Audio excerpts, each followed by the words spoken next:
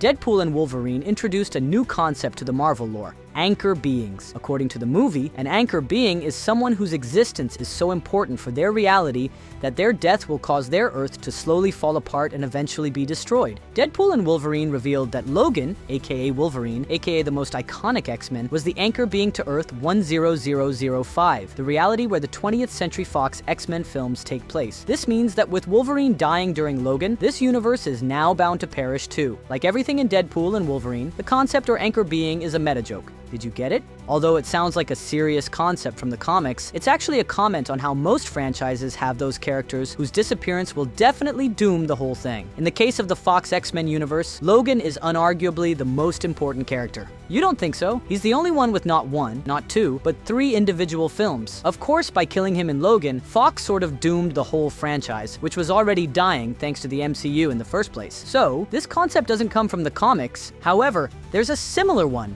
In the 1990s, Marvel introduced the idea of Nexus Beings. These are characters who have been born with the ability to affect probability in their reality, which means they can change the future and alter the universal time stream. In the MCU, this would mean they can modify the sacred timeline with no consequences. Nexus Beings are agents of the Queen of Nevers, the embodiment of possibility and lover of eternity. This cosmic being reigns over the possibility in the whole multiverse and was originally known as the Pilgrim. Since Nexus Beings basically work for her even without knowing this, they are targets of the Time Variance Authority, which observes them closely to ensure their actions won't lead to the end of a reality. Like it happens with anchor beings, every reality has one and only one Nexus Being. In fact, this is a strict rule since many believe there can't be 2 Nexus Beings in one single reality, otherwise bad things will happen. So both anchor beings and Nexus Beings have it within them to end a whole chunk of the multiverse. However, this works very differently in both cases. While anchor beings are necessary for the survival of a reality, Nexus Beings are powerful enough to end it. This is because Nexus Beings are usually incredibly powerful creatures. They are known as Nexus Beings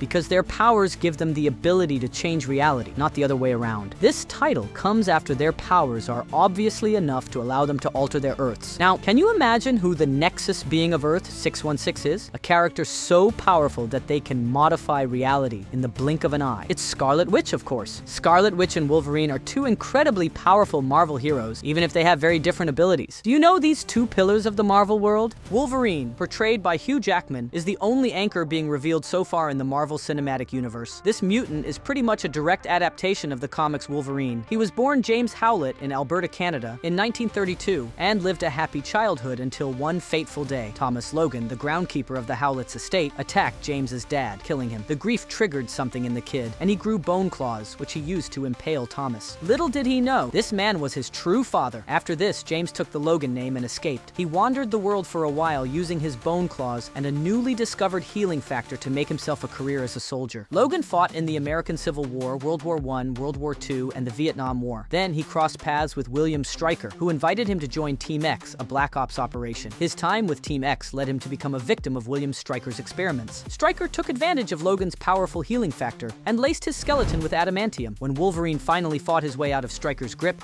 he had lost all memories of his life before due to Stryker's adamantium bullets. This caused him to become a loner until he met Rogue, a young mutant running away from her home in X-Men 2000. Rogue and Wolverine traveled together for a while until Sabretooth, Logan's brother and his archenemy, attacked them. At this moment, Cyclops and Storm showed up to help them. Now Logan's fate was unavoidably tied to the X-Men. Being the bitter man he was, Logan refused to join them first. However, Professor X offered to help him recover his memories in exchange for his help. After taking down Magneto alongside the X-Men, Logan had to confront his own past. This, combined with his grief after Jean Grey's death, pushed him to abandon the X-Men. In the Wolverine, 2013, while living alone in Yukon as a hermit, Logan met Yukio, who brought him to Japan as the dying wish of Yoshida, a soldier whose life Logan saved during World War II. Yoshida wasn't just trying to reconnect with Wolverine. Instead, he planned to take Wolverine's immortality for himself. Of course, the mutant didn't allow this to happen. Instead, he fought his way out of this, and in the process, he saved Mariko, Yoshida's granddaughter, who has become a target of the Yakuza due to his grandfather's will. A couple of trips to the past by the X-Men and a twisty time jump later, suddenly the year is 2029 in Logan, 2017. No mutants have been born in a while, and Logan is dying due to the adamantium poisoning his body. The hero plans to spend the rest of his life taking care of a dementia-ridden Charles Xavier, but fate has a different plan. Logan takes the mission to escort a young mutant, Laura, to a mutant refugee. In the process, he discovers Laura was created with his own DNA. She is his daughter. Ultimately, Logan dies fighting to save Laura, ending a long and complicated life as a superhero in the Fox universe. This death was quite difficult to process for the fandom since Wolverine is incredibly powerful. Sure, some of the X-Men are also quite strong, but Logan's power set practically made him immortal. First, he has his iconic claws, which are laced with adamantium, aka the strongest metal on Earth. Additionally, since the rest of his skeleton is also covered, he's incredibly resistant. He has taken punches from some of the strongest villains in the Marvel universe without a problem, and yes, he has also dished out some great punches too. After all, Logan is also super strong, he's also super agile, and he has heightened senses. His claws aren't the only thing that makes him similar to certain predators. Logan is super fast, going over 60 miles per hour, and his reflexes are incredible. Of course, his most interesting trait isn't the claws, they're super cool, yes, but Wolverine's powerful healing factor is what makes him superior to other mutants. Thanks to this regeneration, he's immune to all toxins, diseases, and poisons in the world. He ages more slowly than most people, which explains why he's older than 150 years old without looking it. Logan's healing factor allows him to heal the worst wounds in seconds. His body basically spits bullets, sutures itself, and he can even resuscitate himself if he actually dies. We are telling you, he's immortal. This is why his death in Logan was such a crushing moment. No wonder Logan is his reality's anchor being. He goes through a lot during his life, and everyone else ends up becoming a secondary character in Wolverine's world, right? This is why the concept of anchor being is such a meta idea. Wolverine is this franchise's main character because the writers decided so, but this also means he's incredibly important in universe. We told you the MCU has only revealed one anchor being Wolverine, but we are honestly excited to see how this concept becomes more and more relevant to the MCU in the future, especially with the multiversal chaos of Avengers Secret Wars on the way. For example, we really want to know who the MCU's Earth 616 anchor being is. These are our theories. Stephen Strange, aka Doctor Strange, aka the Sorcerer Supreme, has been central to the multiverse saga so far, and this is no coincidence. This hero understood the concept of the multiverse even before any other character in the MCU. He saw tons of possible endings for the battle against Thanos after all. A little while after this, he broke the multiverse alongside Peter Parker and got to see how two variants of Spidey made the jump into Earth 616 alongside some villains. Not only this, but then he went into a complicated multiversal adventure to save America Chavez from Scarlet Witch, who had plans to use America's abilities to jump from one reality to another whenever she needed to. As you can see, Strange is becoming an expert on multiversal issues. What's more, other Strange variants have been the cause of the end of their universe. This means this hero has the potential to be quite important. If anchor beings are anything like Nexus Beings, Strange could potentially be the one to end it all in Avengers Secret Wars.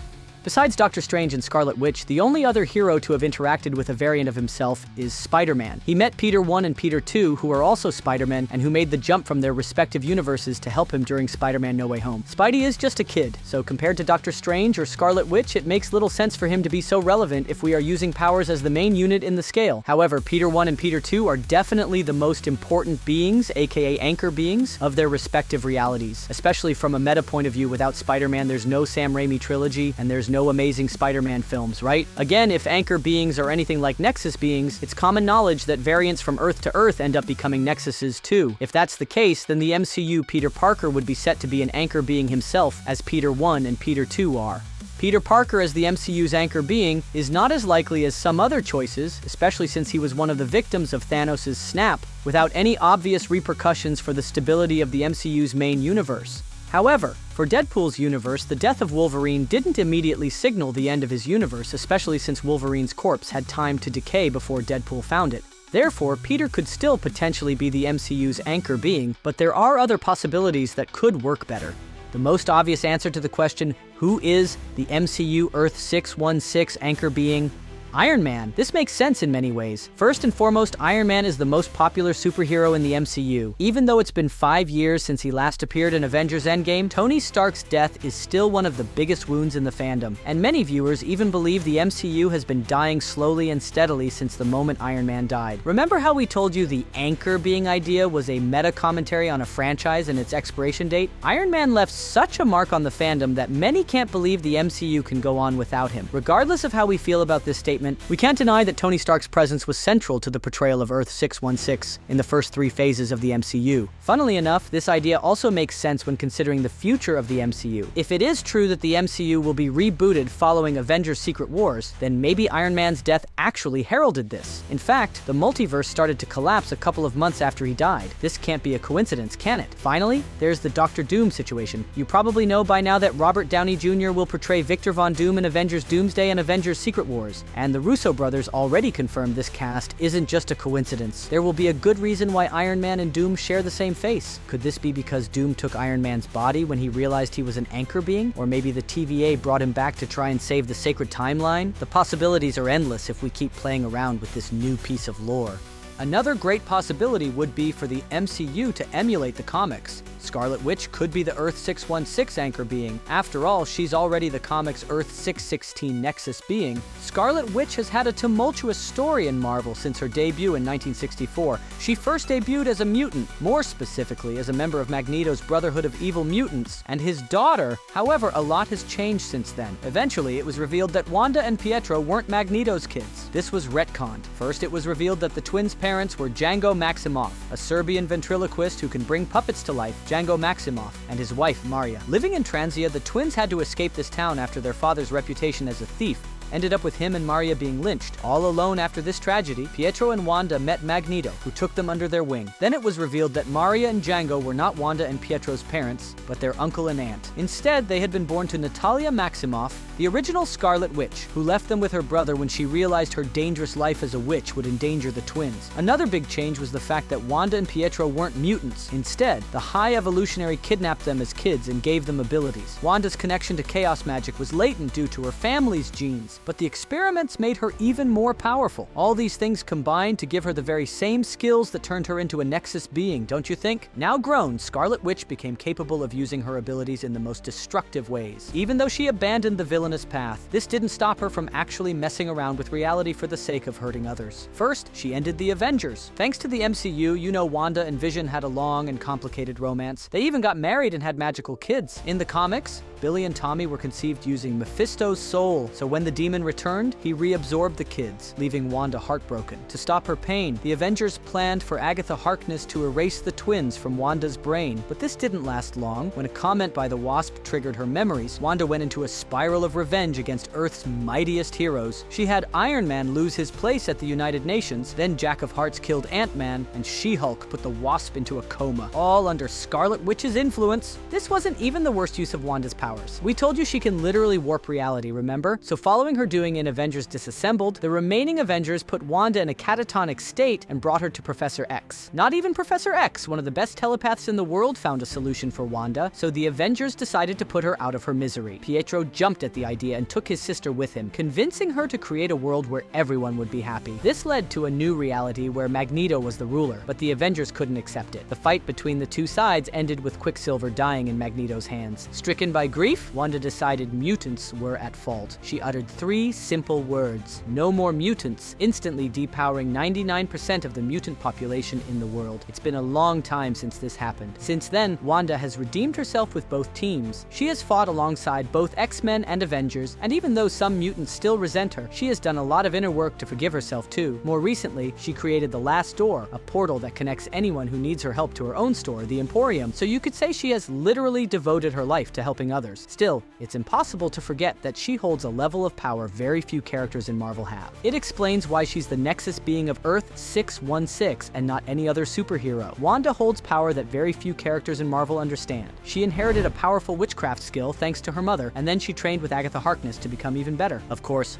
Chthon, the Lord of Chaos, gave her some edge over other witches by giving her control over chaos magic. This is where her reality warping abilities come from, but she can do many other things like energy manipulation, necromancy, astral projection, and telepathy. Not to mention she also trained in actual combat with the Avengers. Not that she needs it really, but better to be safe than sorry, right? Add her proficiency in hexcraft, which also allows her to manipulate probability, and you have a character with very few weak points. Among the Nexus beings of other universes, there's Jean Grey, Nathaniel Richards, aka Kang the Conqueror, Franklin Richards, and even Merlin. Do you see what they all have in common? Their powers allow them to change reality. Funnily enough, there are other non-powered nexuses, like Abraham Lincoln, Napoleon Bonaparte, and Queen Elizabeth I. They may not have any abilities. However, they hold power too. Political power. This means their decisions can change reality. This means anyone can be a Nexus being.